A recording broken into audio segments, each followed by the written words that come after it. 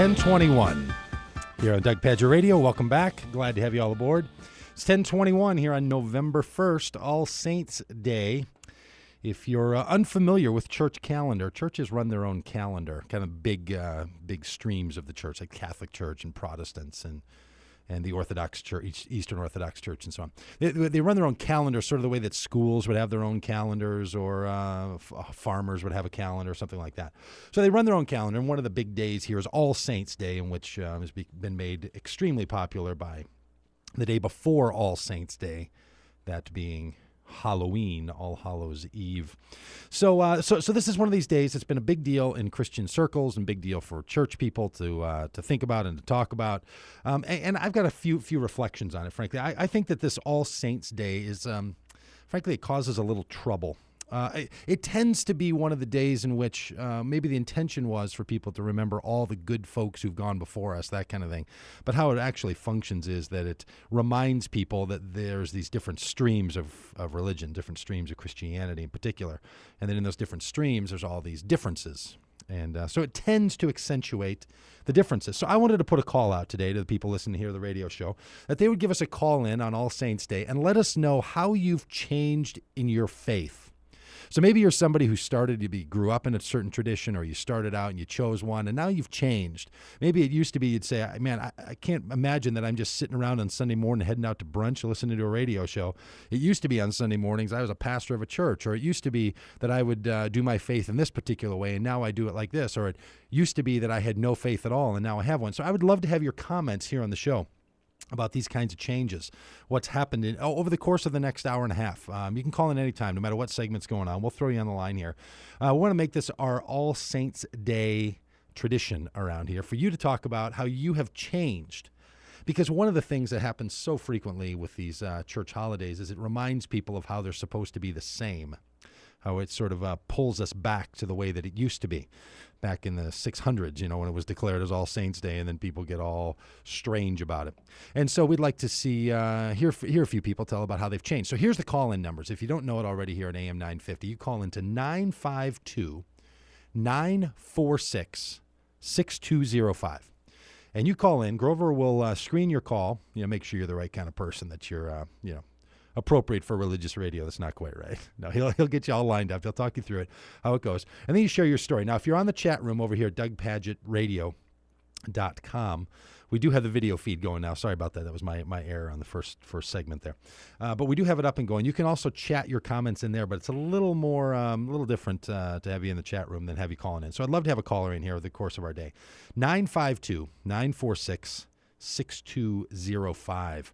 I don't know if I've got the crack staff on the duty today, but info czar Rob Tarr, if you could find out if there's a way that you could spell a word out of 946-6205, that would be great. Okay, so this All Saints Day thing, I was thinking about this morning and thinking about what it means, and then I was looking through Facebook this morning. I have a little Sunday morning routine, Grover, where I do my own little deal on Sunday mornings, and I get up at a certain time, and I have, I can't share all of what my routine is because that's copyrighted secret ingredients, secret kind of material. Yeah. Well, it does sound a little bit something like that. Yes, it does. But anyway, I was going through Facebook and looking at people's profile updates, and I noticed a couple of things. I noticed that there's a certain class of friends that I have on Facebook, and I there's a number of people that I just sort of know by reputation or professionally or have never met, actually, that I'm friends with on Facebook. It's one of the strange things about the way that Facebook goes, because I don't turn down any Facebook friend request. I keep them all going. Yeah, I know I should, unless somebody doesn't use their real picture. If someone doesn't use, always open. The gates are open. This is wide-armed, open-armed, a hopeful, optimistic life around here. So I accept every friend on Facebook, except people who don't use their real Facebook picture for whatever reason. That just kind of bugs me, and then I might delete it. But then I don't feel like I'm deleting somebody. I feel like I'm just deleting a silly picture that somebody has. But anyway, I was looking here on Facebook, and noticing a couple of things about the clan of folks that I run around with on the internet anyway. On Sunday mornings, it's a strange crowd. So this would be, I'm looking at 7, 8 o'clock in the morning on a Sunday morning, maybe 9 o'clock. So you can imagine the kind of people that I get. These are people who are up and out early in the morning. Now, some of those are people that were just heading out to a movie showing of This Is It, the Michael Jackson movie. But some others were doing other things. And I noticed that I know a bunch of church people. Bunch of people who go to churches on Sunday mornings. Now, I'm not a Sunday morning churchgoer. Proud of that. I'm a Sunday night churchgoer. I run a church called Solomon's Porch that meets on Sunday nights. But I don't get up on Sunday mornings and kick into the church mode. But a lot of people do. And fortunately, they use their updates, their Facebook status updates, to tell us about it. Now, these tend to be people who would be different than what I'm asking for on the radio show today. What I'm asking for on the show today is people would call in and talk about how they've changed. Well, and maybe some of these folks would suggest how they've changed.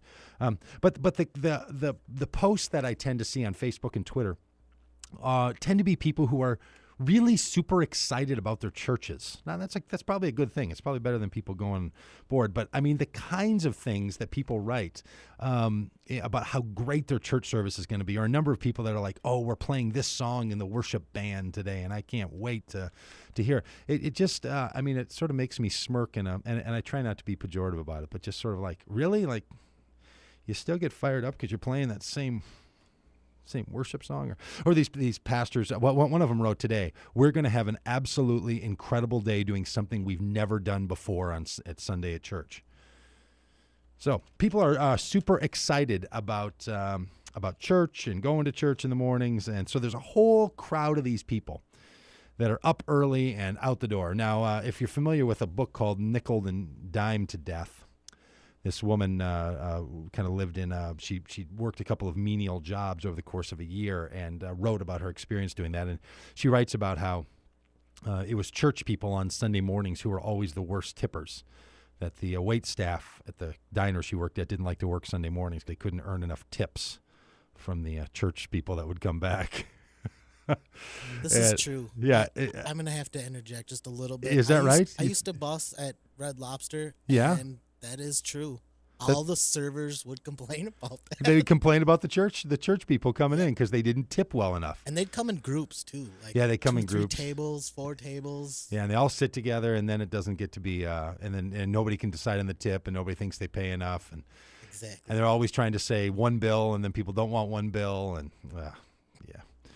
It's a total hat. But anyway, there's these church people who are super excited about going to church, but not always super excited about, tipping afterwards. So if that's one of you, I have a friend who double tips.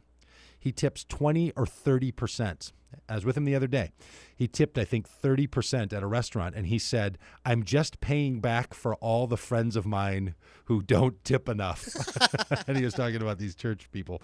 He was trying to personally make up for it.